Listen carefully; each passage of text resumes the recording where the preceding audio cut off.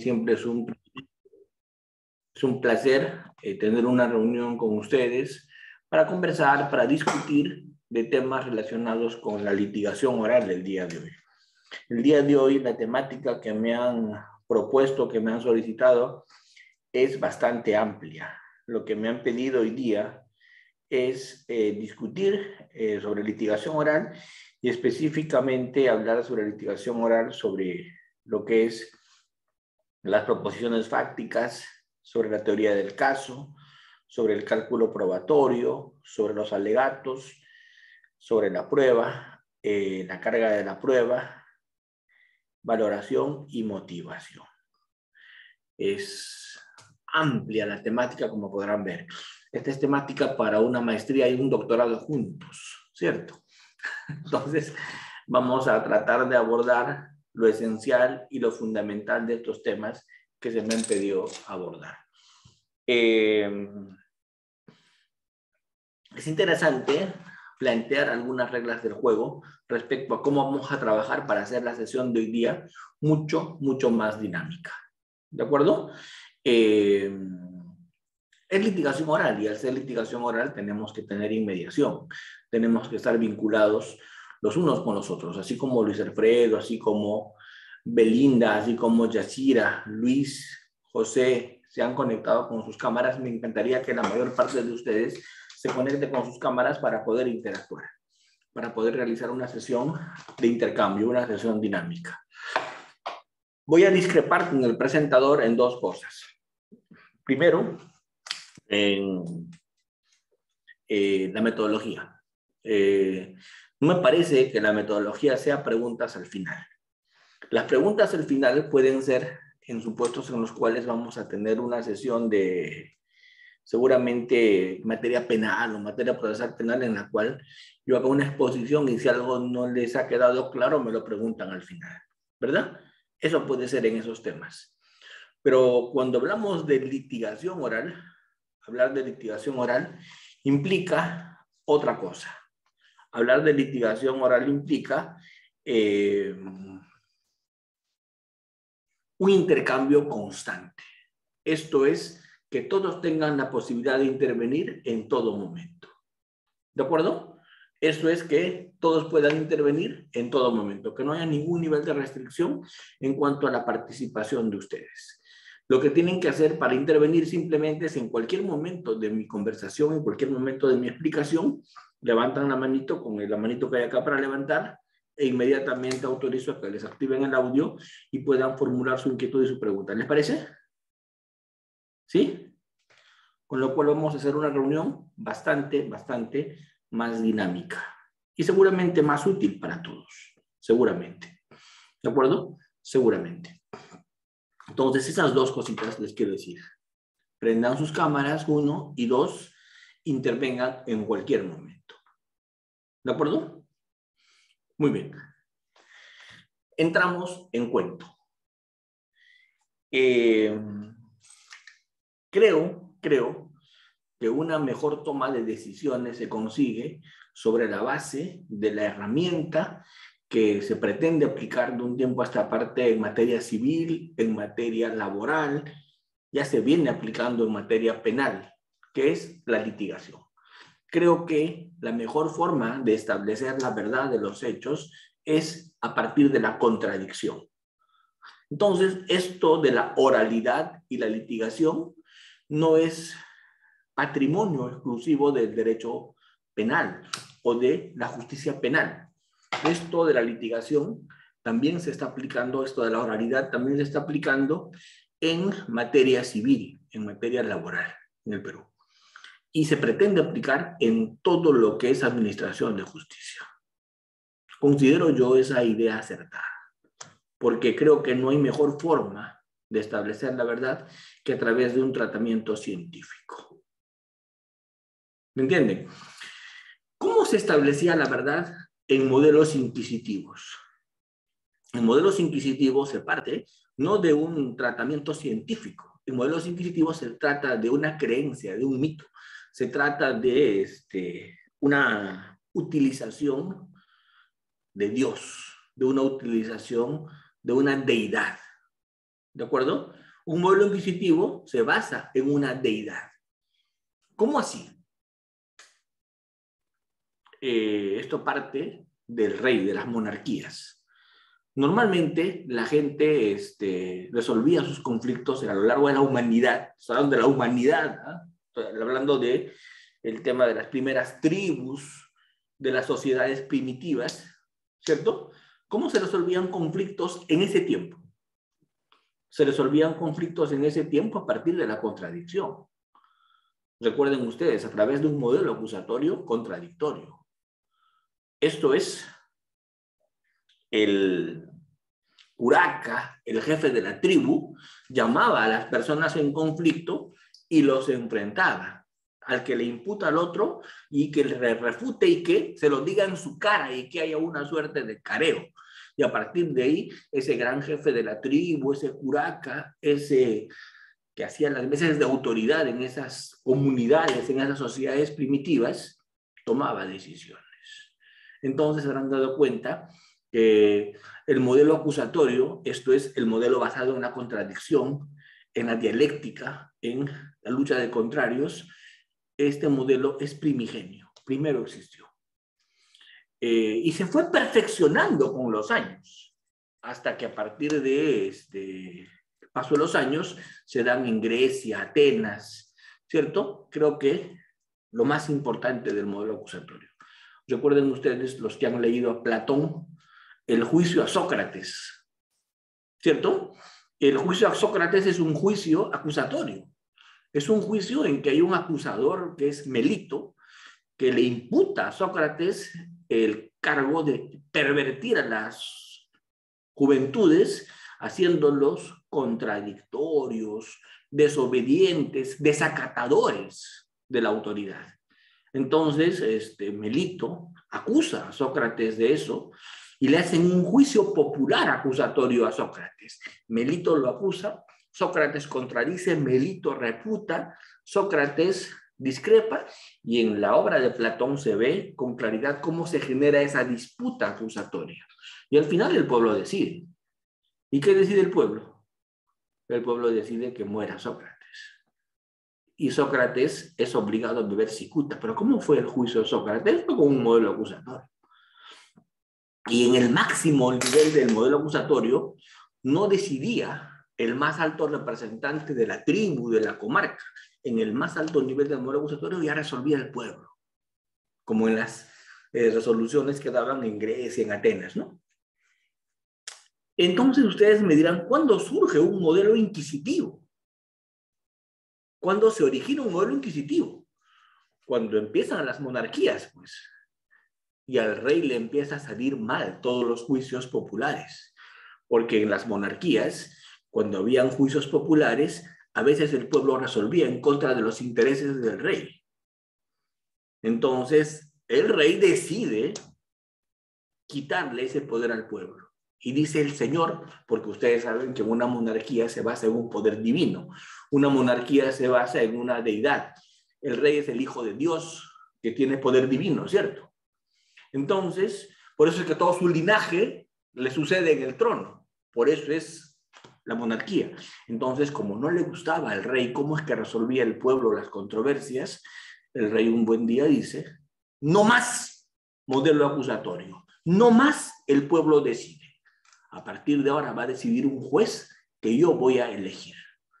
Y a ese juez, el poder divino que tengo yo como rey, se lo voy a pasar un poquito para que él administre justicia en nombre de Dios. ¿Estamos? Y a partir de ahí, en todos los tribunales en el mundo, y el que no le gusta lo que estoy diciendo, que me refute, se empieza a administrar justicia en nombre de Dios, pues. Recordarán ustedes, una Biblia en la mesa del juez, una cruz en la mesa del juez. Lo obligan a jurar al procesado, ¿cierto? Y se forman en cruz. La defensa, la fiscalía, el procesado al medio, el colegiado ahí. ¿Ven? Entonces, inquisitivo. ¿Ven? ¿Vieron cómo fue el Santo Oficio con la Santa Inquisición? Todo en nombre de Dios, ¿cierto? Y nosotros los que somos creyentes, yo soy creyente, yo creo en Dios, pero creo en Dios por convicción y creo en Dios porque, bueno, es mi punto de vista filosófico, pues creer en Dios, no soy ateo. Entonces a mí me molesta el doble que utilicen a Dios para eso. A mí me molesta el doble que usen a Dios para decir que Dios está sentenciando a través de lo que está haciendo un juez. Y eso no es correcto, porque no es verdad. ¿Cierto? Ese juez está resolviendo de repente equivocadamente, como ser humano se puede equivocar, cometer errores, de repente hasta malo puede ser ese juez, de repente hasta corrupto, eso no. ¿Y qué tiene que ver Dios ahí? ¿Ustedes creen que Dios tiene que ver algo ahí? Entonces, con el modelo acusatorio, lo que se hace es simplemente hacer que un tercero resuelva luego de un debate. Ese es un modelo acusatorio. El tercero resuelve sin que haya participado en la imputación y que haya participado en la refutación. Y el tercero resuelve después de un debate contradictorio. Ese es un modelo acusatorio, en esencia. Un modelo inquisitivo es un modelo en el cual el mismo que decide es el mismo que investiga. ¿Cierto? Y yo pregunto, a ver, imagínense la Santa Inquisición. El inquisidor investiga. El inquisidor somete a las personas a tormentos. El inquisidor tortura. El inquisidor hace toda la investigación. Y luego el mismo inquisidor decide, sentencia. Pregunto, cuando esto se un poco humaniza, cuando esto un poco se morigera con derechos humanos, ya pues se deja la tortura, pero el juez sigue investigando. Y el mismo juez que sigue investigando sigue sentenciando. O sea, el mismo juez tiene todos los poderes, investiga, actúa prueba, valora prueba, emite un fallo. Entonces, la pregunta es, ¿por qué ese juez no se equivoca en el modelo inquisitivo? Y la única explicación es porque actúa en nombre de Dios. Y el Señor Todopoderoso no va a dejar que el juez se equivoque. Y créanme que en esos tiempos esa explicación hoy día es impresentable. ¿Ustedes creen que un niño de 8 años hoy día entendería eso? Si yo le explico a mi hija que tiene 8 o 9 años esto y le digo, mamita, mira, ¿sabes qué? El juez resuelve porque Dios se lo ha así conferido y él mismo investiga, él mismo hace todo, nadie le refuta y luego eso decide él y eso es porque Dios se mete en él para decidir. Ya pues papá, no seas imbécil, me diría mi hijita, ¿verdad? ¿Cierto? Hoy día ni un niño se cree eso. Hoy día ni un niño se cree eso. Pero a nosotros nos hicieron creer eso hasta no hace mucho.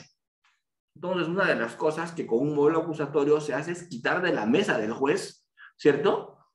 La Biblia. Y quitar de la mesa del juez la cruz. Porque no tiene nada que hacer ahí, ¿cierto? Porque es un tema de hombres. Porque es un tema de hombres. Pero se siguen todavía manteniendo algunos ritualismos absurdos, ¿no? Por ejemplo, un ritualismo absurdo, lo que se sigue manteniendo, ¿cuál es? Eso de ponerse de pie y jurar, ¿verdad? Entonces yo siempre pregunto, ¿que si miente Dios le va a castigar? ¿Entienden? ¿Para qué se le hace jurar? ¿No les parece? Es un absurdo jurar. Lo que se le debe decir al investigado es, lo que se le debe decir al testigo es, si mientes y se te demuestra que has mentido, vas a ir preso. ¿Estamos? Eso se le debe decir. Tienes la obligación de responder con verdad. Si lo que respondes no es la verdad, vas a ir a la cárcel. Eso se le debe decir. No la ridiculez de decir, ¿le juras por Dios decir la verdad? Es ridículo. ¿Cierto? La cosa es clara. La cosa es clara. Señor, usted acá tiene la obligación de decir la verdad. Y si usted miente y se le prueba que mintió, va a ir preso por falso testimonio. Eso es lo que se le debe decir a alguien que declara en un tribunal.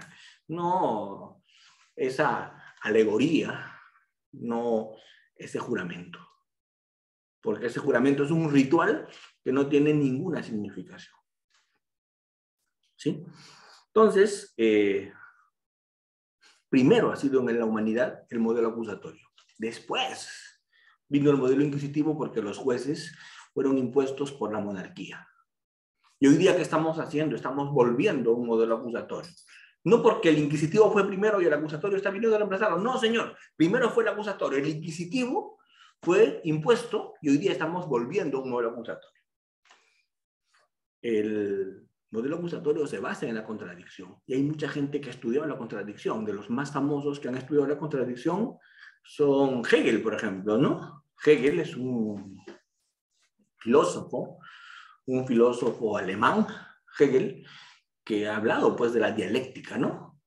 De la tesis, de la antítesis y de la síntesis, ¿no? La dialéctica hegeliana, que se usa pues un poco para hacer el marco del modelo acusatorio contemporáneo, del modelo acusatorio de ahora, ¿no? Se dice, la Fiscalía dirige todo un aparato de investigación, la Fiscalía trabaja con la policía, con criminalística, con todo un aparato de investigación y la Fiscalía con ese aparato de investigación hace una tesis, ¿cierto? Y esa tesis que hace la Fiscalía debería ser aceptada por la defensa.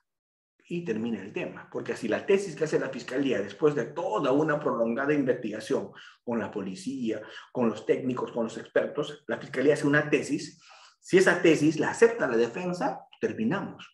¿Cómo se llama eso? Principio de oportunidad, acuerdo reparatorio, terminación anticipada, conclusión anticipada, como fuera la figura que queramos aplicar, porque la tesis de Fiscalía es aceptada por la defensa, ¿sí? Pero ¿qué ocurre si la tesis de la Fiscalía no la acepta la defensa?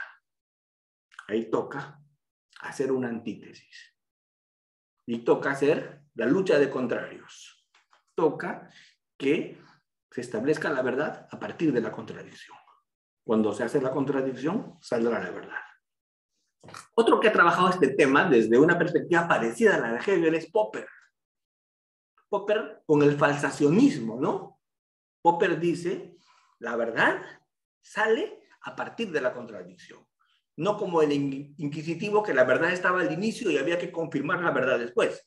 Porque el método que usaba el modelo divino inquisitivo era un método, en el inquisitivo el método que se empleaba era un método tautológico. Una tautología lógica es con la verdad de inicio y la posterior confirmación de esa verdad. Eso era el método inquisitivo, un método tautológico, una verdad de inicio confirmada después, ¿no? En la Santa Inquisición, la verdad de inicio cuando el inquisidor abre la investigación y la confirmación vía tortura. Eso era la verdad en el sistema inquisitivo atroz de la Santa Inquisición.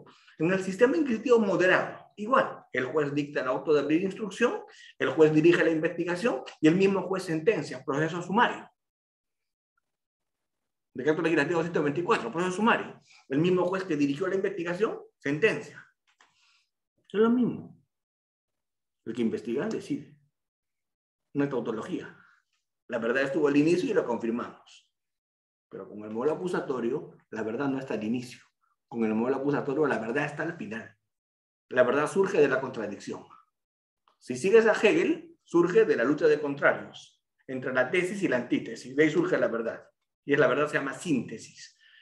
Si sigues a Popper, con el falsacionismo, la verdad surge luego de que la tesis es presentada a los opositores. Y si la tesis logra salir airosa luego de las críticas de los opositores, es verdadera. ¿Ven? Entonces, ese es el modelo acusatorio como inicio. Por lo tanto, es lo primero que yo debo hablar en una sesión donde me dicen que hable de litigación oral. Lo primero, ¿qué método vamos a emplear? Y vamos a hablar el método de la contradicción.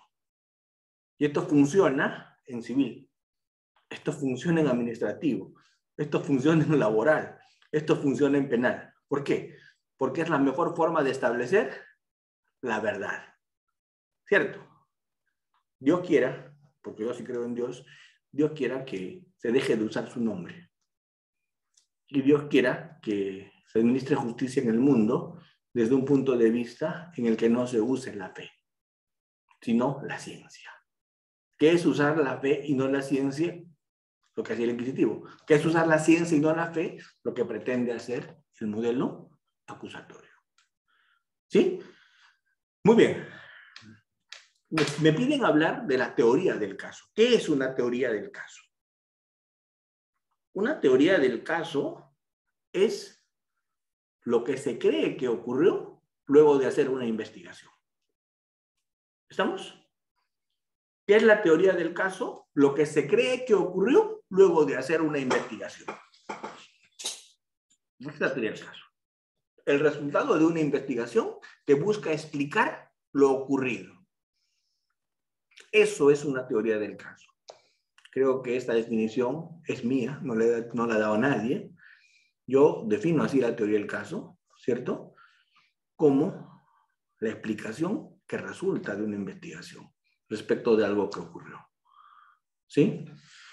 Otros autores dicen que la teoría del caso es un punto de vista, ¿cierto? Es una explicación creíble de lo que ocurrió. Perfecto, todo eso es cierto, es creo que aceptable. Pero en el Perú hay una única teoría del caso. ¿Y cuál es esa única teoría del caso en penal? La que está en la acusación.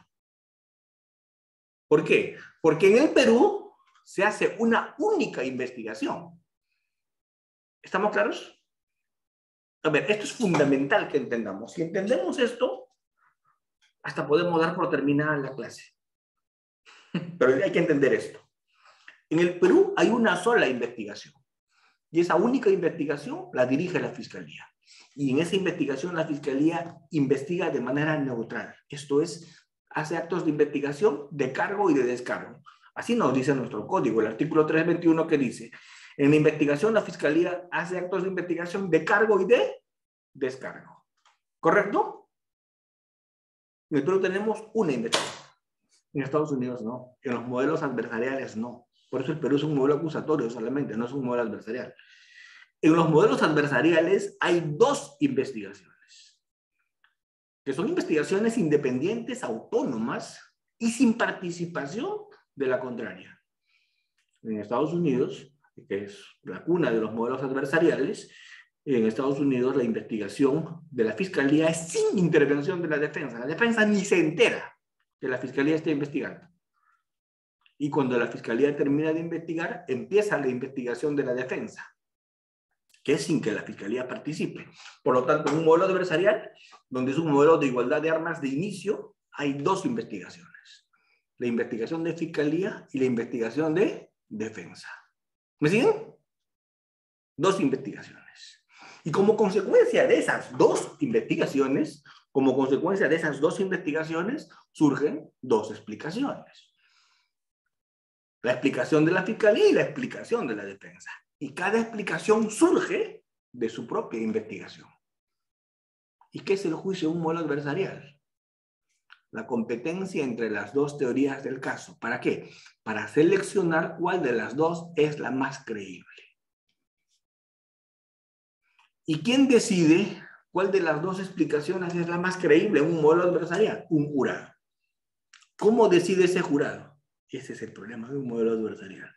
Por eso es que en el Perú no tenemos un modelo adversarial. El Perú es un modelo completamente distinto a un adversarial. No tenemos ningún rasgo adversarial en el Perú. Nuestro modelo es acusatorio y punto.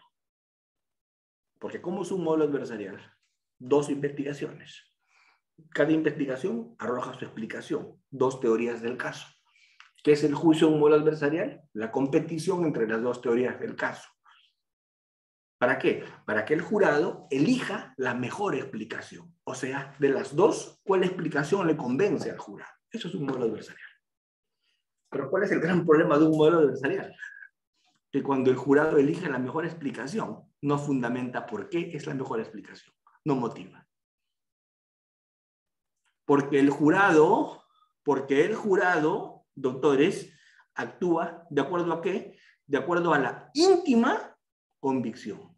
¿Qué quiere decir eso? Los miembros del jurado se paran todos y entregan el veredicto. ¿Y qué dice el veredicto? ¿Culpable o no culpable? Si tú le preguntas al jurado, ¿y cuáles son tus razones? El jurado te dice, nos la guardamos para nosotros. Hemos resuelto con nuestra íntima convicción. No damos razones. ¿Se entiende? ¿Y cuál es la garantía? ¿Cuál es la garantía en ese modelo adversarial? ¿Cuál es la garantía de que el jurado no se equivoque? La garantía es que el jurado viene del pueblo, pues. Y la voz del pueblo es la voz de Dios. Primera garantía del jurado de que no se equivoque. Y la segunda garantía de que el jurado no se equivoque, ¿saben cuál es? Que el jurado no puede resolver por mayoría. ¿Qué significa eso? que en el jurado, si los 11 miembros del jurado, 13, 17, según el estado que sea, alguno de los miembros del jurado difiere de los demás, no hay veredicto, no hubo juicio. Por eso es que los miembros del jurado se encierran horas para discutir. ¿Por qué? Porque la única forma de que tengan un veredicto es que todos estén de acuerdo. Si alguno de los del jurado discrepa, chao, no hubo juicio. Y si todos los miembros del jurado coinciden, es la voz del pueblo. Y la voz del pueblo es la voz de Dios. Por eso el mejor procesalista del mundo, creo yo, sobre todo el mejor en prueba que yo he conocido en mi vida, que ya no está con nosotros, por lo menos en este mundo terrenal, que es Michele Tarufo, ¿cierto? Tarufo decía, el único modelo en el mundo que todavía mantiene prácticas de ordalías de justicia divina es el modelo adversarial, porque todavía sostiene figuras como que la voz del pueblo es la voz de Dios, ¿cierto? Nosotros no tenemos ese modelo adversarial. Nosotros no tenemos, escúchenme bien, y a los que saben litigación adversarial y han aprendido toda su vida de litigación adversarial, qué pena, lo siento. Qué pena. Eso no se aplica en el Perú. ¿Por qué? Porque en el Perú no tenemos un jurado que resuelve dentro de íntima convicción. 1. 2. En el Perú tenemos un juez unipersonal o colegiado que es quien resuelve, y no resuelve con íntima convicción, sino en el Perú, ¿cuál es la garantía de una sentencia justa? ¿Cuál es la garantía en el Perú de una sentencia justa? La debida motivación. Y con una debida motivación incluso puede haber sentencia por mayoría. 2-1. ¿Verdad? Porque ¿qué es lo más fundamental en una sentencia? La motivación. Y yo pregunto, doctores, y con esta pregunta cierro la parte introductoria y entramos a la parte un poco más pesada en litigación. Con esto cierro yo la parte introductoria, con esta pregunta. Pregunta simple.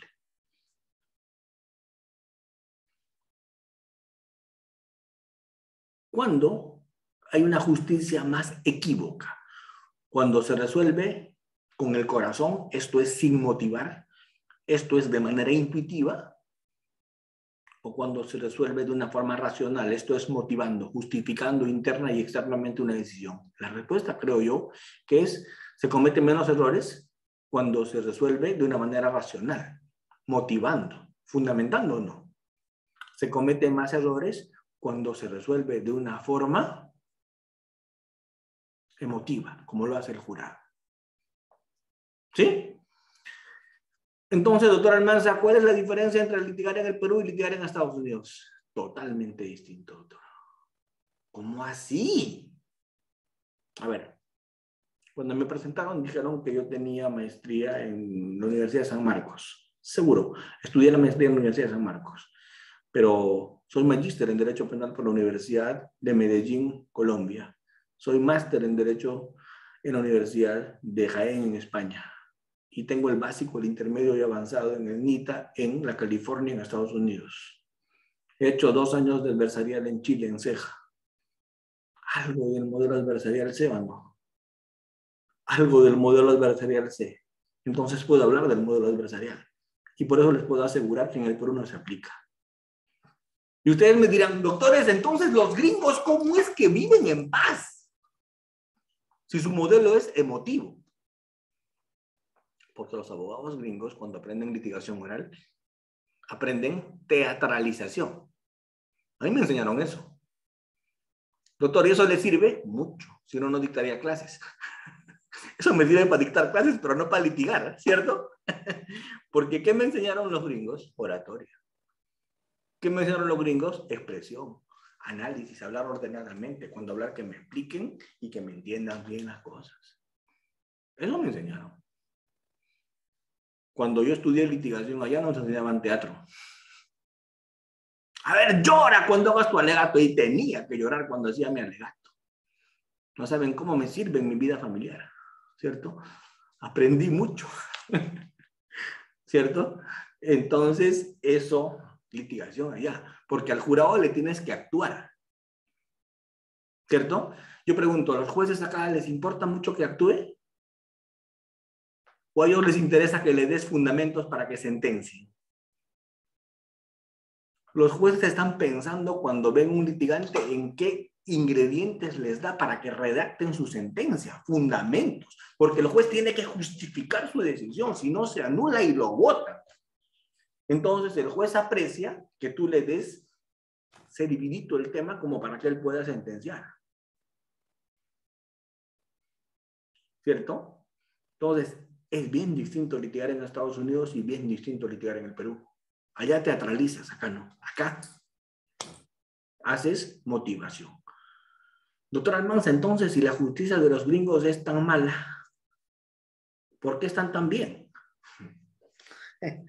Es que no se basa su justicia en el juicio oral. Ellos casi nunca llegan al juicio oral. Jamás casi llegan al juicio oral.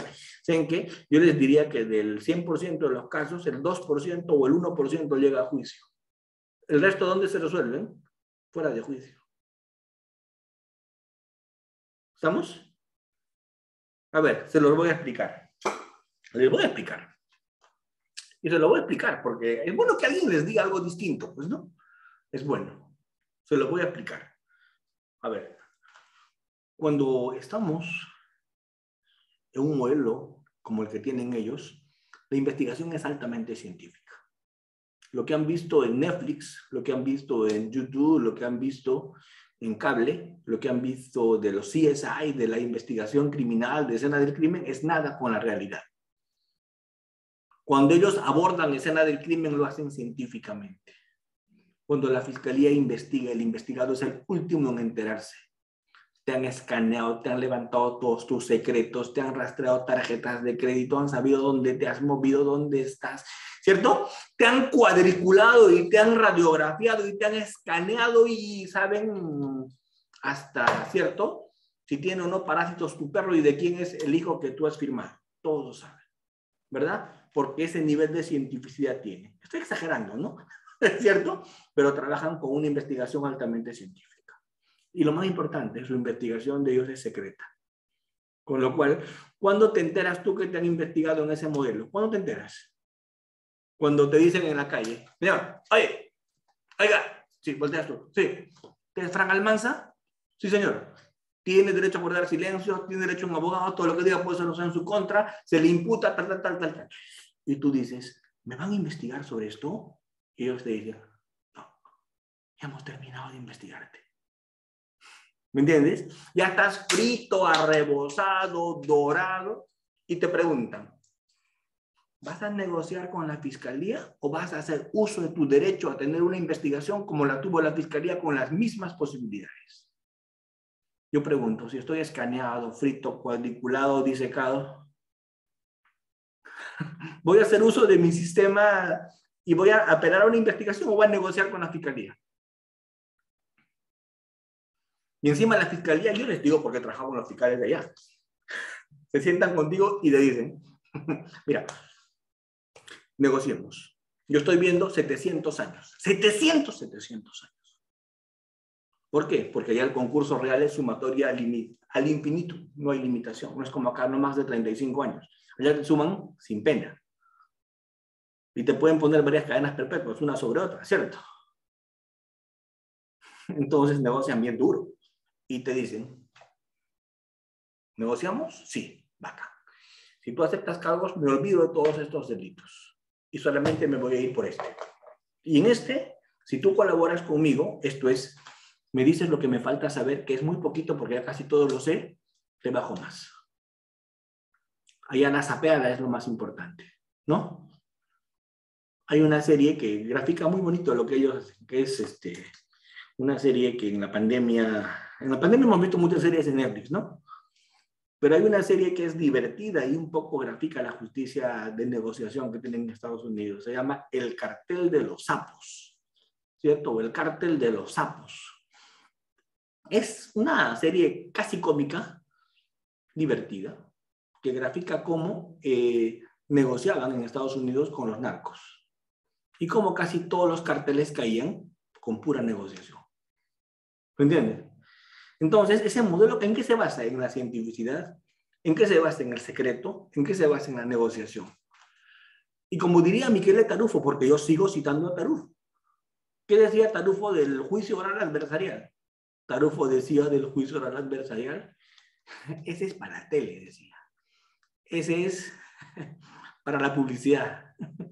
Eso es para hacernos creer a los demás países cómo es su justicia. Pero eso no es como ellos viven en paz. Ellos, cuando quieren resolver un tema que es atentatorio contra su seguridad, usan Guantánamo, ¿verdad? ¿Y en Guantánamo respetan algún derecho humano? ¿Ven? Cuando hay un tema de crimen organizado, acá salen los mejores estudios jurídicos a defenderlo. Allá no. Ah, el crimen organizado. Ah, atenta contra... Ah, no. No. Ahí se te abriga todita la payasada, se te acaba cuando es crimen organizado. Porque te hacen sentir su hospitalidad.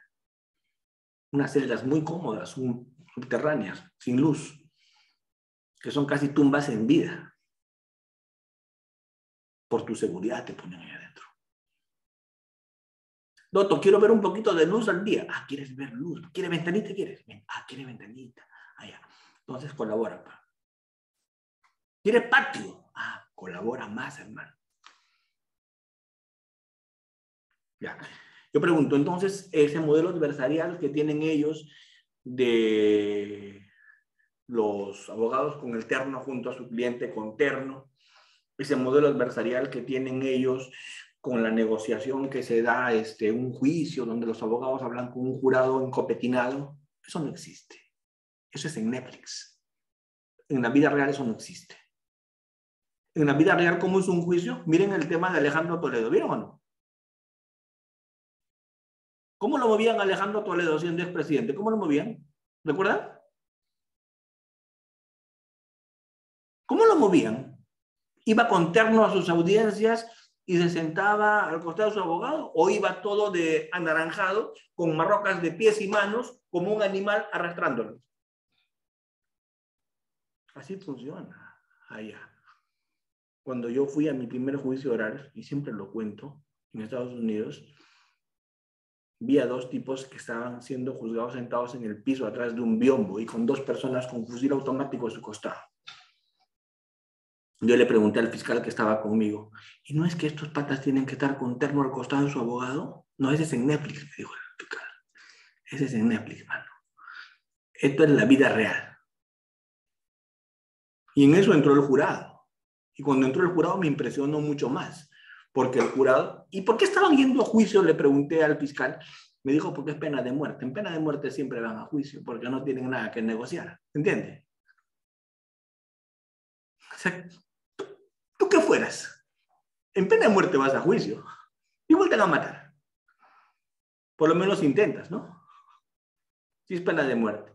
Entonces, esos son los únicos juicios casi que se ven, los de pena de muerte. Lo demás es negociación. Entonces, cuando vi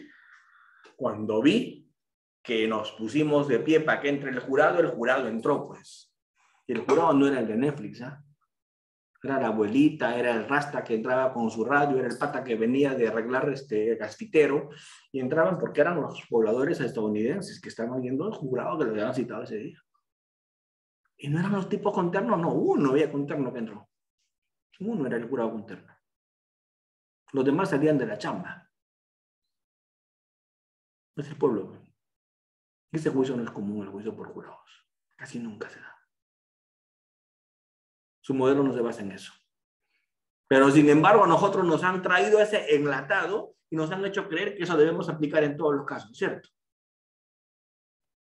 Así que lo primero que tenemos que hacer en litigación oral es desmitificar el modelo. Acá no tenemos un modelo adversarial. Primer punto.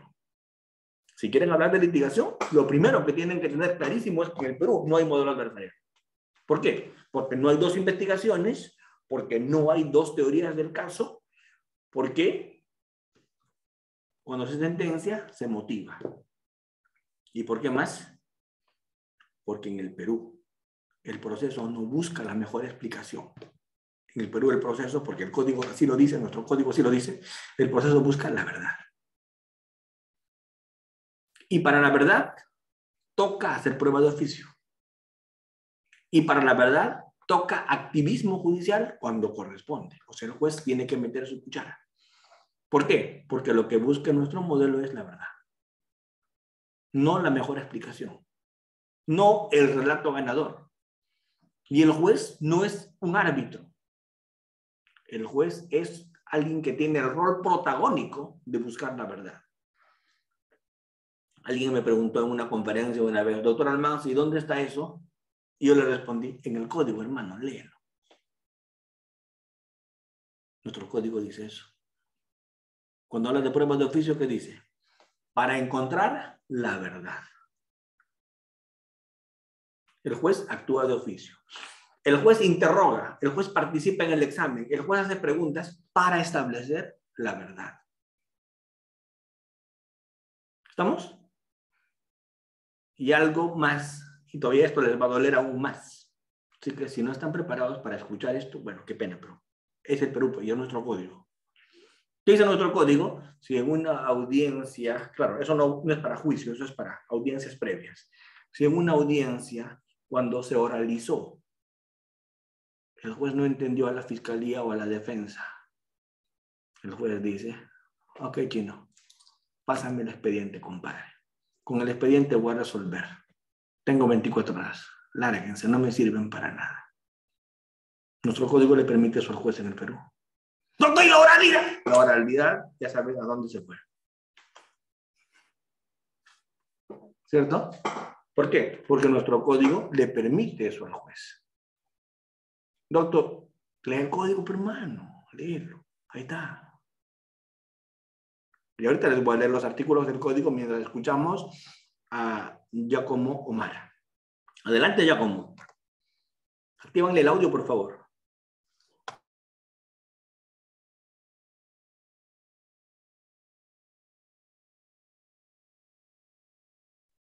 Doctor, ¿se me escucha? Buenas noches, doctor. Doctor, usted justamente refiere de que en este caso el juez tiene esa facultad, ¿no? De lo que nos menciona del expediente. Y justamente ahí me surgió una duda respecto, una vez estuve presente en una audiencia de control de acusación, en la cual básicamente, en este caso, no eran las dos partes, ¿no? El abogado defensor y el fiscal como tal, y en el cual yo pude evidenciar en la audiencia cómo es que los abogados estuvieron alegando sus argumentos, y en lo cual básicamente el tiempo que se les dio fue de 10 minutos. Sin embargo, la jueza a la fiscal básicamente le dio 2 horas, y la fiscal se puso a leer la acusación durante, sin exagerar, doctor, 2 horas. Entonces mi pregunta sería si es que el fiscal tiene esa facultad de poder leer una audiencia de control de acusación. Gracias, doctor. No debería leer en absoluto, debería resumidamente exponer, porque si tú lees, sacrificas la oralidad completamente, pues leer ya no es oralidad, ¿cierto?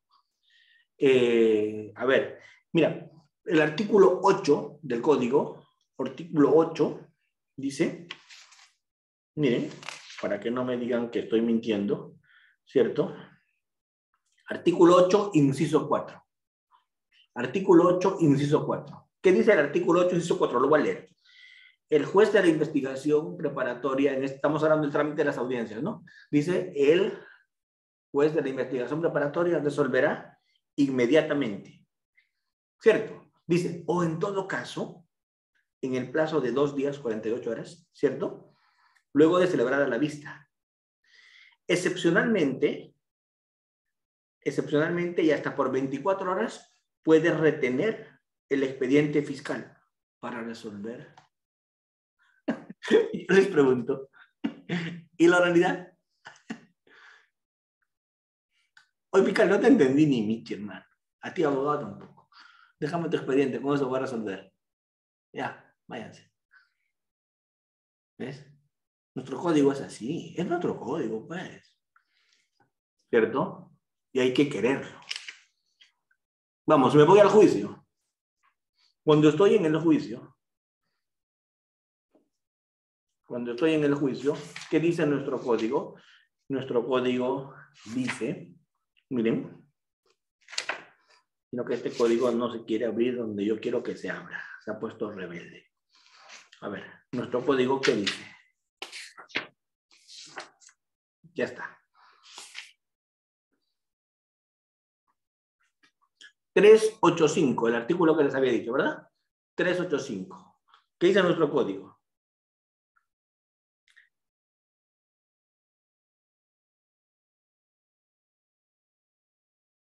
Que el juez puede hacer inspecciones de oficio. Si para conocer los hechos, siempre que sea posible que no se haya realizado diligencia en investigación o resulte manifiestamente insuficiente lo de investigación, el juez de oficio o a pedido de parte puede realizar inspecciones o reconstrucciones en el juicio.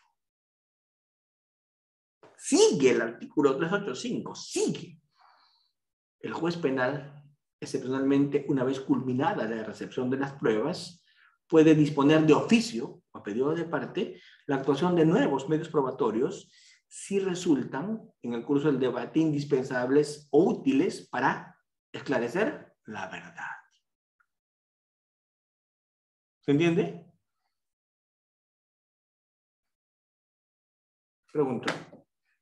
Y así puedo seguir leyendo un montón de artículos en el código que le permiten al juez actuar de oficio para establecer la verdad. Miren, vamos a desmitificar cosas en litigación oral. Vamos a desmitificar cosas en litigación oral. Empezamos. Cuando yo les enseñaba a mis alumnos de litigación oral, cuando empezaba, pues no cuando había vuelto recién de Estados Unidos, cuando había terminado de estudiar en Ceja, en Chile, cuando había terminado de hacer mi maestría en modelo acusatorio adversarial, les explicaba a mis alumnos. Les decía, cuando hagas contraexamen, hermano, nunca pidas explicaciones. Mete la duda y guárdate todo para el alegato de clausura. Porque si pides explicaciones o haces la pregunta final, corres demasiado riesgo. La recomendación más importante en un examen directo y contra es saber dónde parar estratégicamente para que no preguntes lo que no te conviene. Eso me enseñaron en Estados Unidos. Y yo lo hacía muy bien. ¿Verdad? ¿Por qué? Porque en Estados Unidos el juez no se mete a interrogar. Acá, todas las preguntas que tú por estrategia no le hiciste al testigo, el juez terminaste tú y dices, ¡Anti! Ahora me toca a mí. Y todas las explicaciones que tú no pediste, ¿quién las pide? El juez. Y tú te empiezas a sacar los pelos hasta que como a mí no te quede ninguno. No puede ser, ¿cierto? No puede ser, ¿ves? Pero es otro modelo. Ahora, y es válido. Doto, la prueba de oficio no debería haber, porque la prueba de oficio siempre es a favor de la fiscalía. Es verdad. Jamás puede haber pruebas de oficio a favor de la defensa. ¿Me entienden o no? Pregunto, a ver, se lo voy a explicar. Es bien simple. Es bien simple. A ver. Vamos. Es bien simple. El juez, ¿cuándo hace pruebas de oficio? Cuando tiene dudas, ¿cierto? Cuando le falta aclarar. Pregunto, si tiene dudas y no hace pruebas de oficio, ¿qué tendría que hacer? Absolver. Tal cual. Absolver. Por lo cual, si tienes duda, absuélvete. Si tienes duda, absuelve. La duda absuelve. Pero si tú tienes duda y actúas prueba de oficio, no le vas a favorecer a la defensa, la vas a reventar. ¿Por qué? Porque vas a salir de dudas. Y cuando salgas de dudas vas a terminar favoreciendo a ¿quién? A la fiscalía. ¿No les parece lógico? ¿O sí? ¿Me entienden o no? Si tú dudas, absuelves, pues, individuo pro reo. Pero si ante duda actúas prueba de oficio, estás favoreciendo a la defensa. Claro, pero eso funciona en un modelo adversarial, no en el Perú. ¿Por qué? Porque en el Perú no es a quien favoreces. En el Perú no es a quien favoreces. En el Perú, ¿qué cosa es? En el Perú es lo que sirve ¿para qué? Para establecer ¿qué? ¿Para establecer qué? La verdad. ¿eh? Entonces, un modelo procesal solo se entiende desde su concepción, desde con qué escuela lo trabajas. Y en el Perú, el modelo procesal, si lo trabajas desde la escuela garantista de Ferrajoli, si lo trabajas desde la escuela adversarial, va a ser distinta la respuesta. Pero si trabajas desde la escuela que parió nuestro modelo, si lo trabajas desde la escuela procesal que inspiró nuestro modelo, que es la escuela europea continental influenciada por Tarufo, va a ser por prueba de oficio. Va a haber activismo judicial. ¿Por qué? Porque son modelos de ¿qué? Son modelos de verdad. ¿Estamos claros? Doctor, entonces, ¿cómo define usted nuestro modelo? Un modelo acusatorio, sin ningún rasgo adversarial, que busca la verdad con intervención activa del juez. Así define nuestro modelo. Ese es nuestro modelo. Ese es nuestro modelo. Un modelo acusatorio sin ningún rasgo adversarial, que sobre la base de la contradicción, con activa participación del juez, se establece la verdad.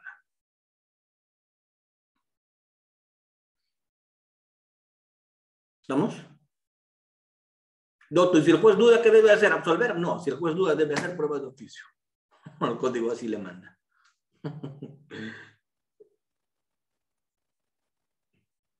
Porque el código nuestro busca la verdad. Y al que no me cree, le pido hacer algo. Échese a darle una leidita al código a ver cuántas palabras verdad subraya. Yo he subrayado 18. De repente ustedes subrayan más. Cuando hablas de medidas limitativas, cuando hablas de medidas de coerción, cuando hablas de control de plazos, cuando hablas de todo, está metida la palabra para establecer la verdad, para establecer la verdad, para establecer la verdad, para establecer la verdad. Nuestro código es un código de ¿qué? De verdad. ¿Cierto?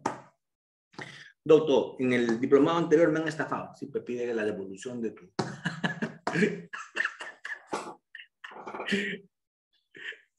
No, estoy bromeando. Estoy bromeando. Simplemente yo estoy hablando de litigación oral usando ¿qué? Usando nuestro código. De eso. Entonces, doctor Almanza, en el Perú no hay dos teorías del caso. No, hermano, hay una. La que termina de la única investigación. Y esa teoría del caso se llama acusación. ¿Qué es el juicio entonces? La discusión respecto de la acusación. Eso es el juicio. La discusión respecto de la acusación. El juicio es la discusión respecto de la acusación. Y respecto a la acusación, ¿qué puede hacer la defensa? Muchas posibilidades tiene. Puede guardar silencio. Puede apelar a la presunción de inocencia. Puede hacer prueba contra prueba, o sea, simplemente ofrecer medios probatorios para desacreditar la acusación de la fiscalía. ¿Cierto? Puede presentar coartadas. Una coartada es una teoría del caso, no, ¿verdad? Una coartada no es una explicación de lo que ocurrió. Señor juez, yo no sé lo que pasó. Mi cliente estaba en la China, desconoce lo que pasó. Lo que sí le puedo decir es que mi cliente no fue. Acá está el pasajero, estaba en la China. No hay teoría del caso de la fiscalía, no hay teoría del caso de la defensa. No hay explicación. Doctor Almanza, ¿está prohibido que la defensa tenga teoría del caso? No, no está prohibido. Pero tendrías que ser bien loco si ofreces una teoría del caso en el Perú. ¿Para qué si eres abogado vas a ofrecer teoría del caso? ¿Quién te manda? ¿Para qué? ¿Para qué te metes a esa empresa? A ver, ¿qué es en el Perú ofrecer teoría del caso? Traer una explicación distinta a la de la fiscalía. ¿Qué significa eso? Yo no fui, fue TT. ¿Me entiendes? Si tú dices yo no fui, fue TT, tendrás que probar como abogado que fue TT. ¿Y quién te manda, verdad? No es tu rol, ¿o sí? ¿Qué cosa puedes tú decir a la acusación? Mi cliente disparó, sí. La versión de la fiscalía es correcta. Mi cliente disparó y quitó la vida al agraviado. Sí, es cierto. Pero lo hizo en legítima defensa. Estás en la misma línea de la teoría del caso de la fiscalía. Mi cliente fue el que disparó, pero estás alegando una causa de justificación. ¿Estamos?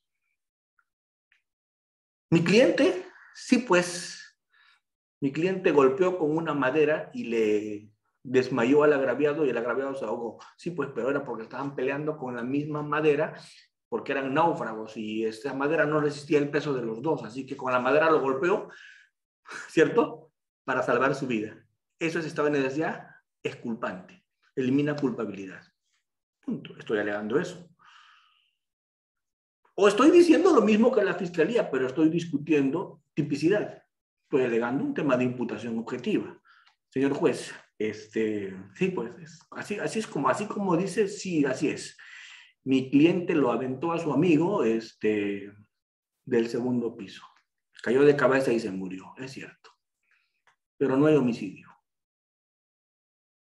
¿No hay homicidio? No dice que lo ha aventado del segundo piso y cayó de cabeza y muerto. Sí.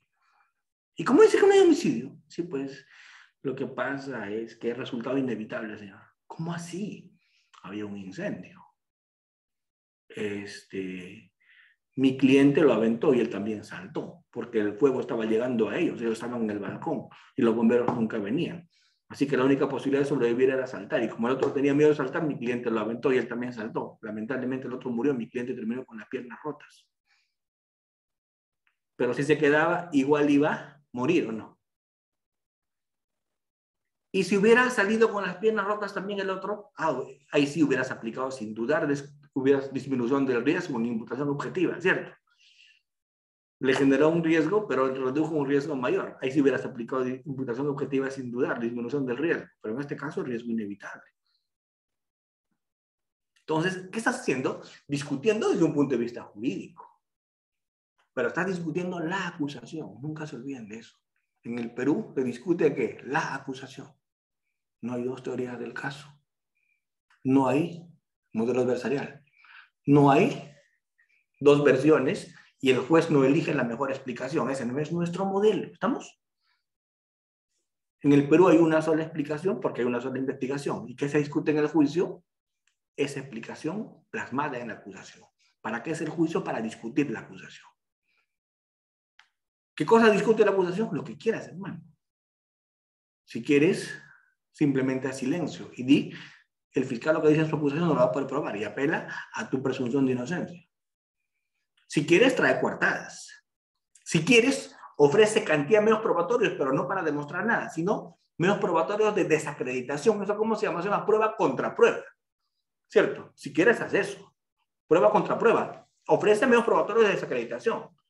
Si quieres, ofrece o alega causas de justificación, de no culpabilidad, de no punibilidad o de atipicidad, si quieres, pero sigues basándote en la acusación. Doctor, ¿y puedo traer una explicación distinta de lo que pasó a la que el fiscal dice? Claro, si eres loco, hazla. Pero no te olvides, en el proceso penal el que lo alega, lo prueba. Nadie te está mandando traer una explicación. Traer una explicación al juicio es chamba del fiscal. El fiscal tiene que traer la explicación, ¿o no? ¿Quién te manda a ti traer una explicación? Si tú la traes, pues te estás comprando el pleito, ¿verdad o no? También que estaba si te estás trayendo una explicación. ¿Para qué? Lo que sí recomiendo a mis alumnos siempre, cuando litigas, nunca te vayas alegando presunción de inocencia. No es buena alternativa. No es buena técnica. Doctor, ¿guardar silencio no es buena alternativa en un juicio peruano? No. Ni en el peruano ni en el chino. Guardar silencio es lo peor que puedes hacer. Doctor, entonces usted no me recomienda apelar a la presunción de inocencia. Sí, pero defendiéndote, hermano. Afirmando, discutiendo. Doctor, pero los jueces no prejuzgan.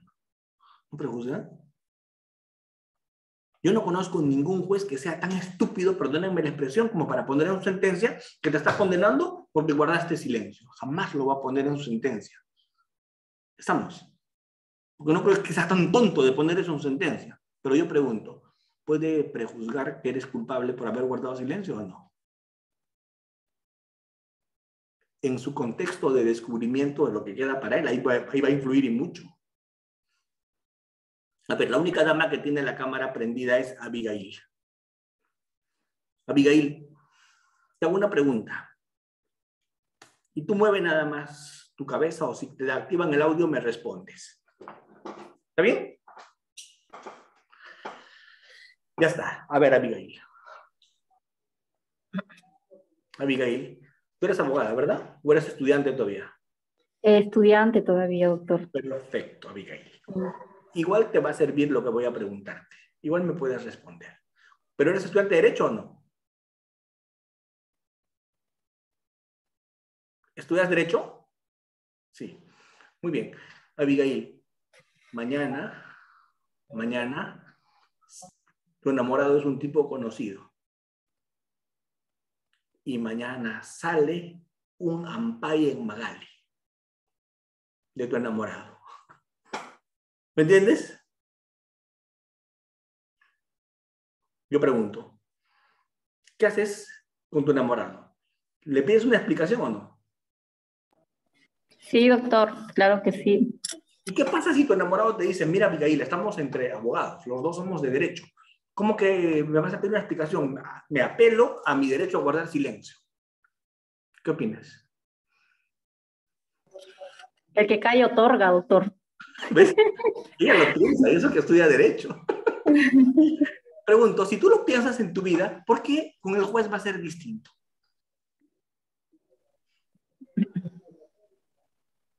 Que no lo ponga en su sentencia porque la ley se lo prohíbe es una cosa, pero que no se lo pase por la cabeza es otra. ¿Estamos claros? Es muy mala técnica de litigación hacer que tu cliente guarde silencio. Porque así el juez no fundamente en su condena eso, lo va a pensar. ¿Estamos? Porque hay dos contextos en una decisión siempre. El contexto de descubrimiento y el contexto de justificación. ¿Cuál es el contexto de justificación? Lo que pone por escrito para fundamentar su sentencia y el superior le revisen la apelación y las partes entiendan por qué sentenció. Ese es el contexto de justificación, lo que se escribe. Pero pregunto, ¿solo lo que se escribe es lo que lo ayudó a decidir? ¿O hay muchas cosas que no puede escribir pero le ayudaron a decidir? ¿Y eso cómo se denomina? Contexto de descubrimiento. Entonces, el tema del silencio y ese tipo de cosas abonan en el contexto de descubrimiento. Y ahí te pasan la factura. Pero un juez nunca te lo va a admitir, pues, ¿verdad? Y con el ejercicio que hice con Abigail, se entendió un poquito, seguro, ¿o no? Porque Abigail inmediatamente dijo, ¿quién cae, autor? Entonces, si a tu pareja tú no le crees cuando guarda silencio, ¿por qué con el juez va a ser distinto? Voy a ejercer mi derecho a guardar silencio. Es lógico, si tú no tienes nada que deber, te vas a defender y vas a argumentar o no. Claro, vas a decir, pero si apelas a tu derecho a guardar silencio, ya pues, ¿no? Siempre, yo tenía un amigo que era un maestro en estas cosas, él me decía, niega, hasta el final, niega, defiéndete, argumenta, niega, nunca aceptes. Y yo le decía, hermano, acepté, pedí disculpas. ¿Y te perdonó? Sí, es que ya se vengó. ¿Cierto? Si te perdonó es porque... Así es. No, estoy bromeando, no he pasado por esa situación, no crean. Ya, por ahora. Muy bien. Entonces, eso es un poco el inicio de la litigación que yo quiero conversar con ustedes, el inicio. Saber qué terreno pisamos. ¿De acuerdo? Saber qué terreno pisamos. Entonces, cuando hablamos de teoría del caso, al que le toca hacer eso es al fiscal. Y eso tiene que estar bien hecho en su acusación. ¿Dónde está eso, doctor? Artículo 349. El artículo 349 dice todo lo que el fiscal tiene que cumplir. El 349 establece los requisitos de la acusación fiscal. El artículo 349 dice que tiene que tener una teoría del caso de la fiscalía. Y lo van a mirar. Hechos anteriores, concomitantes, posteriores, ¿cierto? Medios probatorios, tipificación. Entonces, el fiscal tiene la obligación de hacer eso. Esa es teoría del caso. Eso tiene que hacer el fiscal, es su chamba, hermano. Ese es para el fiscal, ¿verdad o no? ¿Qué es lo que tiene que hacer el abogado defensor? Artículo 350. Todo lo que dices respecto de la acusación. 350. Planteas excepciones, deduces nulidades, ofreces prueba contra prueba, etc. Pides sobreseimiento. Ese es chamba del abogado. Pero ¿dónde dice que el abogado tiene que traer teoría del caso? A ver, ¿dónde está la base legal de la teoría del caso del abogado defensor? ¿Dónde está? ¿De dónde lo han sacado? ¿Se entiende? Lo que yo digo tiene base legal. Porque yo estoy haciendo una clase con el código en la mano. ¿Estamos? Y lo que digo en qué artículo está. Así quiero hacer la sesión yo con ustedes hoy día. Entonces, así empezamos. Con eso empezamos. Doctor, y todo lo que me dijo mi profesor anterior, ¿qué hago? Borra cassette, hermano. Pero tengo su video. Así. Control.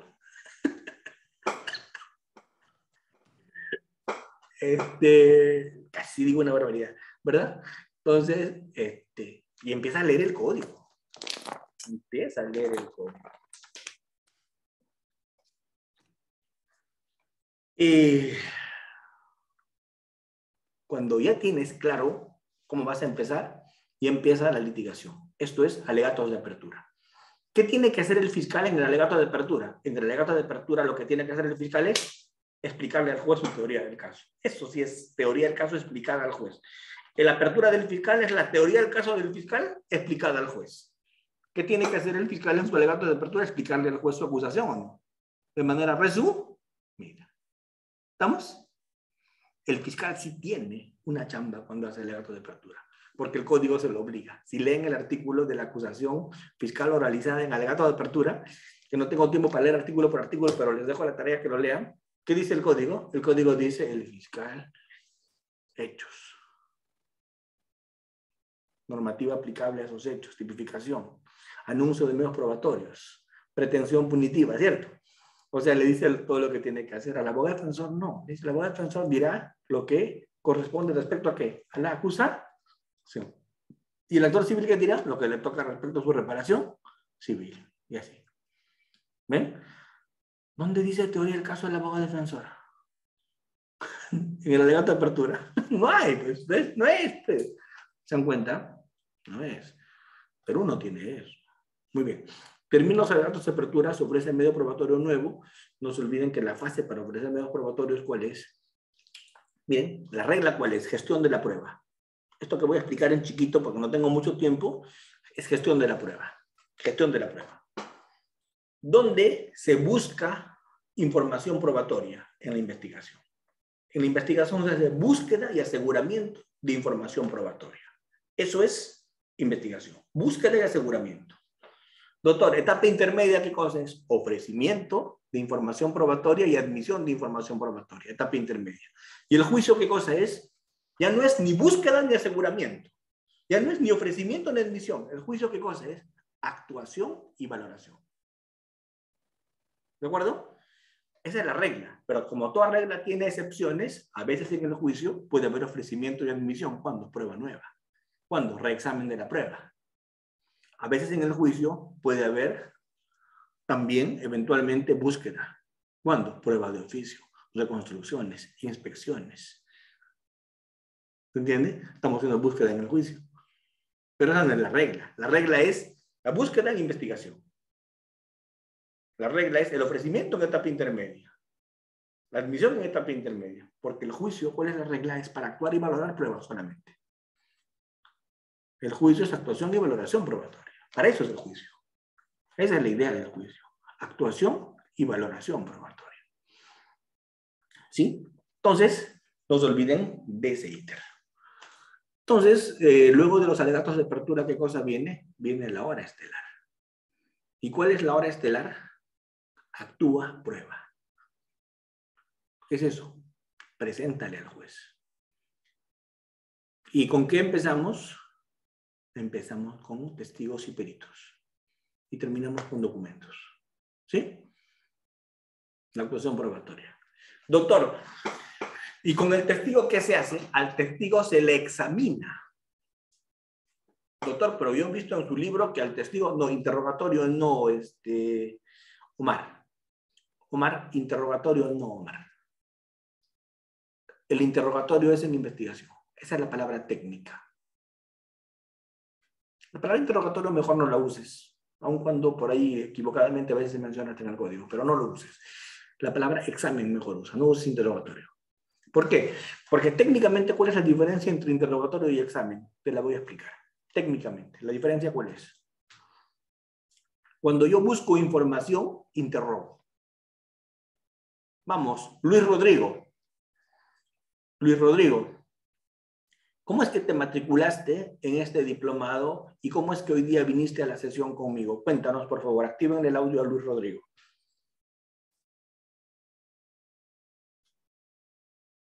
Luis Rodrigo, Cefocap, ¿están ahí? Activen el audio. Miren, todos acá. Bien, doctor. Bueno, a mí en sí me han incluido en este grupo. Vamos. A mí justamente, doctor, me han incluido en este grupo. ¿Cómo así? Bueno, a mí me han incluido en este grupo. Ya, pero cuéntame, ¿por qué decidiste estar en la sesión conmigo hoy día y por qué activas tu cámara y participas? ¿Por qué? ¿Cómo, doctor? ¿Por qué decidiste estar en la sesión conmigo? Bueno, doctor, es que yo soy estudiante de Derecho del noveno ciclo y yo quiero especializarme en lo penal, lo que es la técnica de la litigación oral. Y yo sé que usted es una persona muy excelente en sus ponencias y con excelentes resultados y yo quiero aprender de los mejores. Por eso que estoy a esta hora. Gracias, Luis Rodrigo. A ver, Luis Rodrigo, gracias.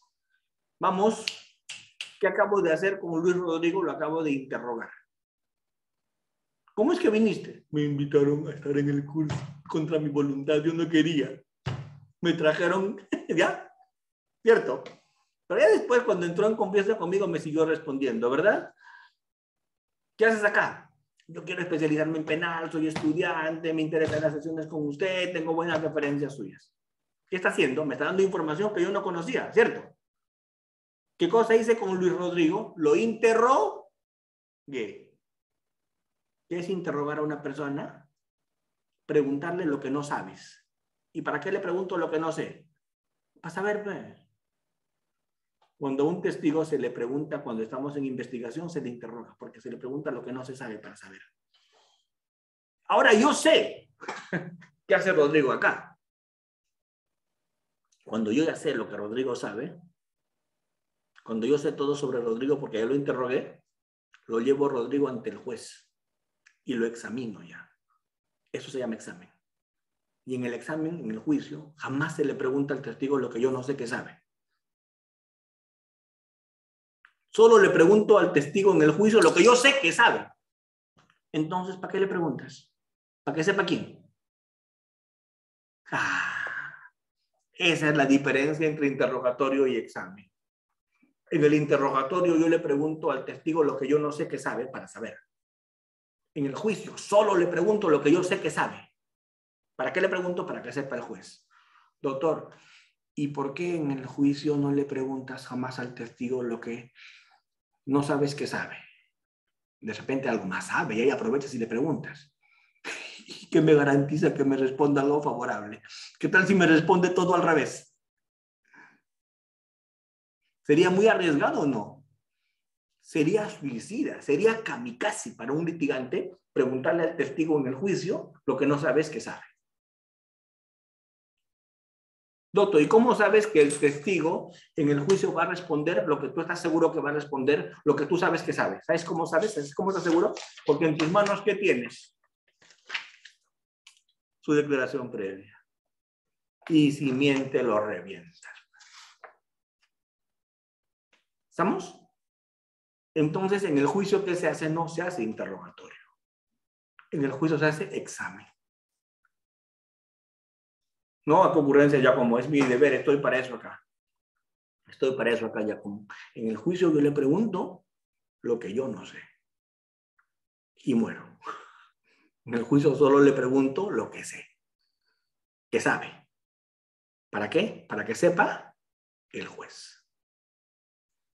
Doctor, y si por ahí me pica la curiosidad de preguntarle algo más, es bien arriesgado. Y esto que les estoy diciendo vale para examen directo y vale para contraexamen. ¿Por qué? Porque tanto en examen directo como en contraexamen no puedes jugarte ese riesgo. No puedes boletearte de esa manera. No se olviden de eso jamás. El juicio es un escenario en el cual no puedes cometer errores. ¿Por qué? Porque todo se graba, porque todo se valora, porque todo se motiva, porque la otra parte lo va a sacar a relucir. Entonces en el juicio te tienes que andar con muchísimo cuidado, porque lo que hagas de más te va a abonar en tu contra. Lo que hagas de menos también. En el juicio tienes que actuar precisamente. Hay algo muy importante que les tengo que decir. En el juicio, la discusión es absolutamente técnica. Al juez lo que le interesa es que le des elementos que le sirvan para motivar su decisión. Porque el juez motiva su sentencia. Por lo tanto, al juez, ¿qué le tienes que decir respecto de cada testigo? A ver, vamos, voy a poner un ejemplo simplecito. A ver, simplecito, chiquitito, voy a poner un ejemplo pequeñito. A ver. En el contexto que sea un testigo nuevo, fue ofrecido como prueba nueva en el juicio, yo no le preguntaría nada. Si el juez lo ha traído, le diría, pregúntele usted, señor juez. ¿Me entienden? Si el juez trajo al testigo como prueba nueva en el juicio y el juez lo ofreció y me dice que yo le interrogo, le digo, no tengo preguntas. No, pregúntele usted, se lo ha traído, pregúntele. ¿Para qué me voy a arriesgar? ¿Cierto? Yo le diría, yo no tengo preguntas. A menos que me quiera arriesgar, pero no es lo recomendable. A ver, vamos. Quiero explicarles esta parte que creo yo es fundamental con un ejemplo chiquito. Voy a trabajar primero desde el punto de vista de la fiscalía. Fiscal, presente su caso. Señor, que pase el agraviado fulano de tal. Al agraviado, ¿qué le voy a preguntar? ¿Cómo le robaron o no? ¿Qué más le voy a preguntar? ¿Qué le quitaron? ¿Qué más le voy a preguntar? ¿Cómo pidió ayuda? Punto. Gracias, agraviado. Chao. ¿Tengo que preguntarle más? No. Siguiente testigo, el policía, el suboficial Pérez. ¿Quién fue el suboficial Pérez? El que lo chapó al delincuente luego de una persecución. ¿Qué le va a preguntar al suboficial Pérez? ¿Cómo le robaron eso? No sabe el suboficial Pérez. El suboficial Pérez apareció con su patrullero después del robo, ¿cierto? Entonces, ¿le va a preguntar al suboficial Pérez lo del robo? ¿Qué le va a preguntar? Le voy a preguntar al suboficial Pérez la persecución, ¿cierto? ¿Qué más le voy a preguntar? ¿Qué le encontró en su poder? Eso le voy a preguntar. ¿Estamos? Cuando venga el perito que valorice el Rolex, ¿qué le voy a preguntar? ¿Cómo fue la captura? ¿Cómo fue el robo? ¿Qué le voy a preguntar? ¿Cuánto vale el Rolex? ¿Se entiende? Cuando venga el médico legista que examinó al agraviado después de la pateadura que le dieron para robarle el Rolex, ¿qué le voy a preguntar? ¿Cómo le robaron? ¿Cómo lo patearon? No, eso no sabe el médico legista. ¿Qué le voy a preguntar? ¿Qué lesiones presenta el agraviado? Entonces, ¿se dan cuenta que todas son piezas de un rompecabezas o no? Y cuando yo litigo, ¿qué hago? Pongo las piezas al rompecabezas. Eso es todo.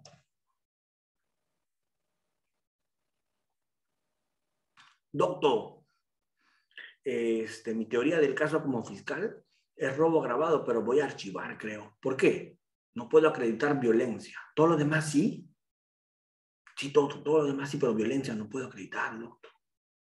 Cuñado, entonces no es robo, pero hermana, este es hurto. ¿No te parece? Si solo falta violencia, ¿será robo? ¿Qué será? Hurto.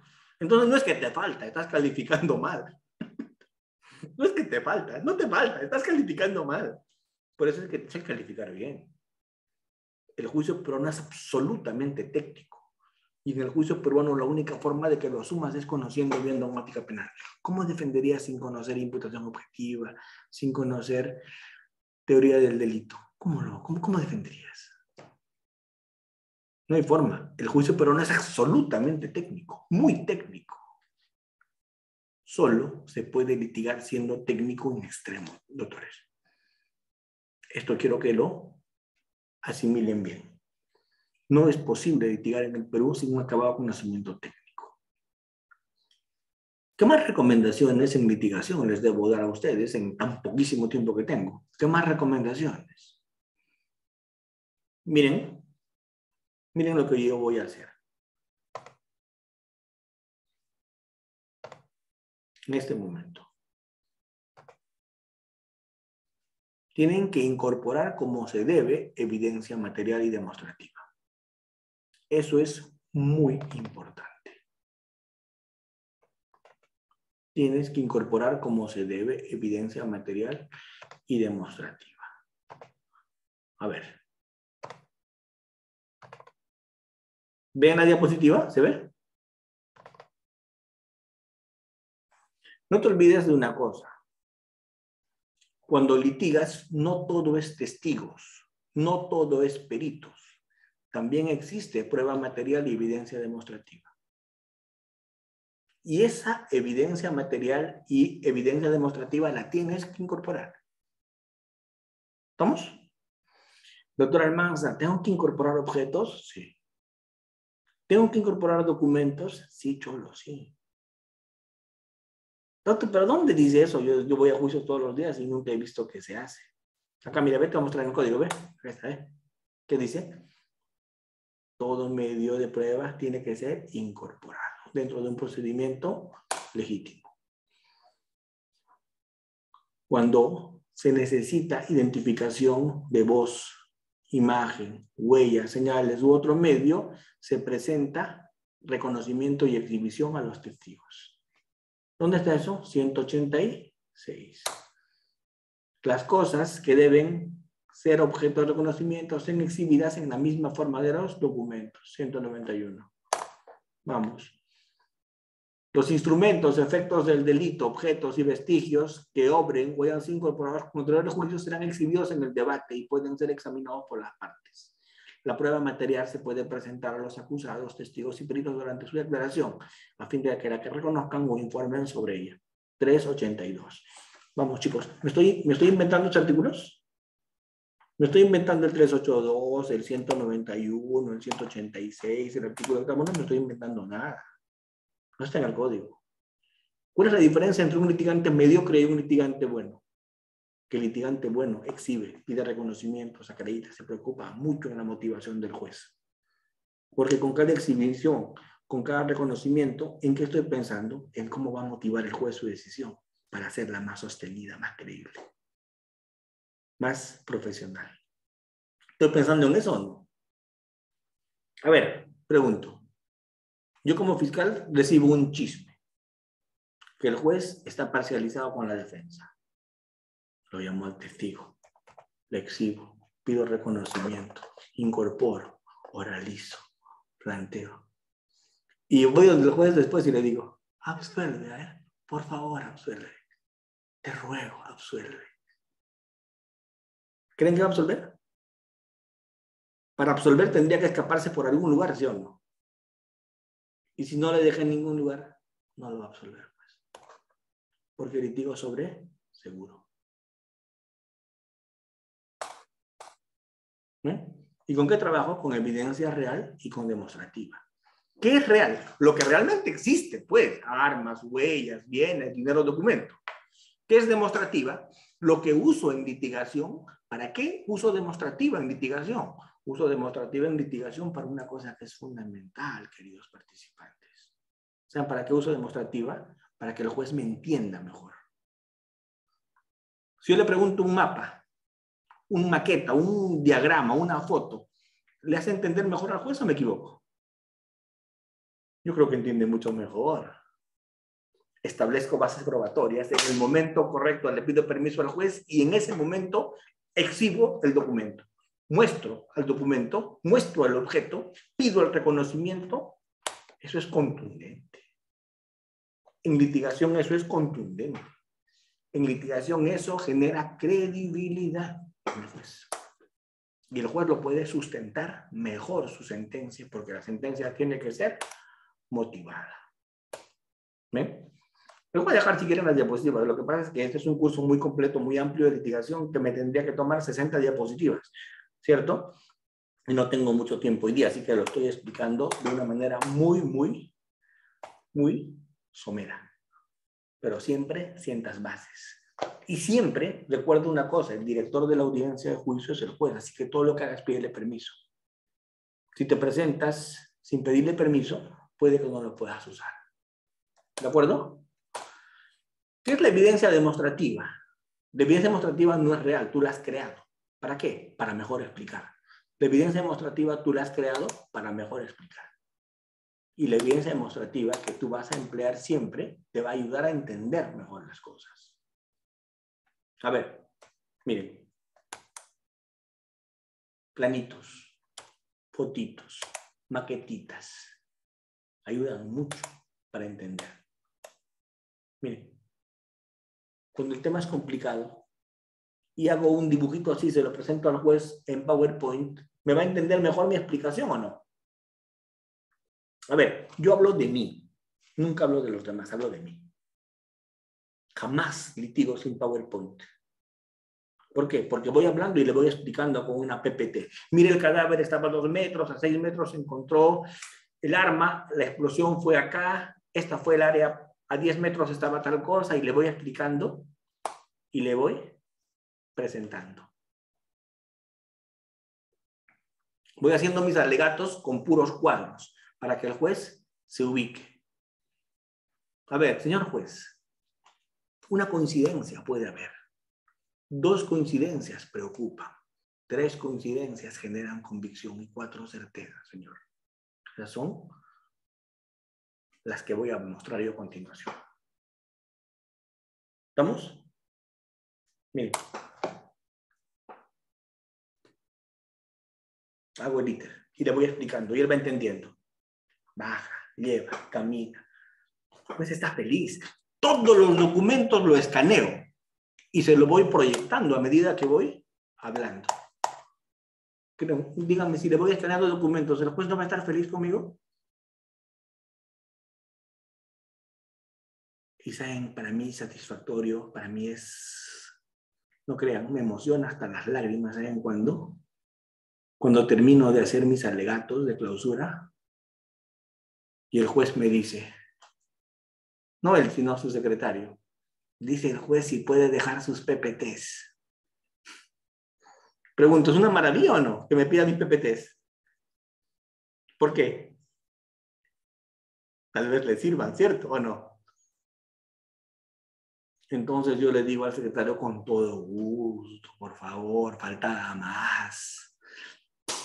Es más, he trabajado algunos considerandos de una futura sentencia por si le sirvan, ¿no? Para aliviar, mentira, ¿no? Estoy bromeando, eso no sería una falta de respeto al juez hacerle un proyecto de sentencia, ¿verdad? Tampoco. ¿Y sí? No le estoy diciendo que lo tire, te estoy diciendo, son considerandos, mentira, estoy bromeando, eso no. Pero vamos. A ver, díganme con toda sinceridad. Cuando yo empecé a hablar con diapositivas, ¿mi exposición mejoró o no? ¿Ven? Siempre usen diapositivas cuando litiguen. Porque las diapositivas ayudan mejor a entender, ayudan mejor a captar. Nos facilitan la comprensión, dan más credibilidad. A ver, yo hablé de muchísimos artículos. Esto que estoy haciendo en este momento lo hice adrede. Pero yo les pregunto, yo hablé de muchísimos artículos hoy día. Hablé del título preliminar, hablé del 159, hablé del 385, hablé de muchos artículos, pero se les pasó por acá y salió por acá. Además, dudaron que yo estaba hablando de artículos. Pero ¿qué sintieron cuando les estampé los artículos y se los presenté uno por uno? Acá en diapositivas. Cuando empecé a hacer esto, ¿qué sintieron? Cuando empecé a pasar diapositivas de artículos. Pregunto, cuando empecé a hacer esto, de pasarles artículos del código, hubo más contundencia,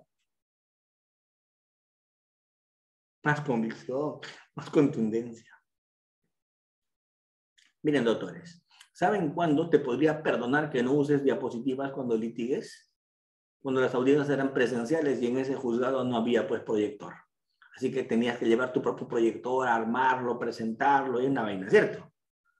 Pero hoy día que las audiencias son virtuales y puedes proyectar desde tu computadora, es pecado mortal litigar sin diapositivas. ¿O no? Una audiencia virtual anda litiga sin diapositivas, estás regalando el terreno. Es como en un partido de fútbol jugar con 9 jugadores. Si puedes usar la virtualidad, si puedes presentar PPTs y materiales. ¿Ven? Entonces, no se olviden de eso. No se olviden de eso. Yo sé que estamos fuera de hora, pero si me permiten 5 minutos más para hablar sobre clausura. ¿Podemos? ¿Sí? Ya está. Vamos. Les ruego que me toleren unos minutos más. ¿Qué es el alegato de clausura? Cuando estás en el alegato de clausura, lo que vas a hacer es sacar conclusiones de todo el juicio. ¿De acuerdo? El alegato de clausura no es aislado al juicio. El alegato de clausura nunca lo tienes hecho antes del juicio. El alegato de clausura se hace durante el juicio. ¿Y cuál es el punto de partida del alegato de clausura? El punto de partida del alegato de clausura es el alegato de apertura. El apertura y el clausura tienen el mismo esquema. ¿Sí? ¿Pero cuál es la diferencia? Que en la apertura estás ofreciendo. En el clausura, ¿qué estás diciendo? Lo que ofrecí en la apertura, cumplí. Dije que vendría, vino. Dije que el policía diría, dijo. Dije que el agraviado presentaría, presentó. Dije que en el debate pericial ganaría la fiscalía, ganó. ¿Cierto? ¿Y para qué más sirve la apertura? Para anunciar. ¿Y para qué sirve la clausura? Para sacar conclusiones de lo que se cumplió y lo que se incumplió en la audiencia de juzgamiento. Porque no se olviden, el alegato de apertura es la oferta inicial probatoria. El alegato de clausura son las conclusiones respecto del cumplimiento o incumplimiento de la oferta probatoria. Doctor, entonces no solo hablo de mí en el clausura. No, hermano, no solo hables de ti en el clausura. En el clausura también habla de tu contraparte. Sácale en cara todo lo que ofreció y no cumplió. ¿Estamos? Porque tu contraparte puede haber sido de cara, ofrecido mucho y no probado. Entonces en el clausura no se lo puedes perdonar. Hablas de cómo tú has logrado lo que has ofrecido y cómo tu contraparte no lo logró. Pero nunca cometan el error de que en el clausura no esté comprendido toda la actuación probatoria. No cometan ese error. El clausura es sobre lo que ha sido materia de apertura y lo que se ha hecho en el juicio. Consejo final. Consejo final. El juez solamente puede sentenciar en el juicio respecto de lo que se ha hecho en audiencia. A diferencia de audiencias preliminares donde se puede quedar con el expediente y resolver con el expediente, en el nuevo modelo, en el juicio no puede hacer eso. Solo es lo del juicio. ¿Cierto? En el juicio, solo lo del juicio. Entonces, consejo final. Ayudas mucho al juez cuando le dices, minuto tal, declaración tal, dijo tal cosa el testigo. ¿Por qué? Porque para el juez debe ser odiosísimo escuchar todo el audio de la audiencia, ¿cierto? Pero si tú le dices en qué minuto está, ¿ayudas o no? Así que tómate ese trabajito y díselo para facilitarle la chamba. Por lo menos de lo más contundente para tu planteamiento, de lo más contundente para lo que tú postulas, para tu pretensión, de lo más contundente, de eso llévale precisiones, minutos concretos. ¿Sí? Bien, doctores, les ruego las disculpas del caso por todas las omisiones que he podido incurrir en esta presentación y que me disculpen por haberles robado 10 minutos de su valioso tiempo. Pero siempre es un placer estar con ustedes. ¿Sí? Gracias a ustedes, gracias a todos los que han estado conmigo esta noche y Dios gracias por esta oportunidad y Dios mediante, tal vez en otra oportunidad nos volvamos a reunir. ¿Sí? Felicidades. Gracias. A nombre del Centro de Formación y Capacitación. Que estén muy bien. Doctor, ¿me logra escuchar, doctor? Clarísimo. En nombre del Centro de Formación y Capacitación Sofocado, doctor, se le hace un extensivo agradecimiento. Pues, nuevamente contar con su participación, la verdad, se nos es satisfactorio y del mismo modo esperamos pues, que nuestros participantes hayan podido quedar satisfechos con esta disertación y del mismo modo pues hayan aclarado o reforzado algunas técnicas o dudas que tenía respecto al tema, ¿no? Nuevamente, doctor, muchas gracias a todos por Listo. Felicidades. Chao.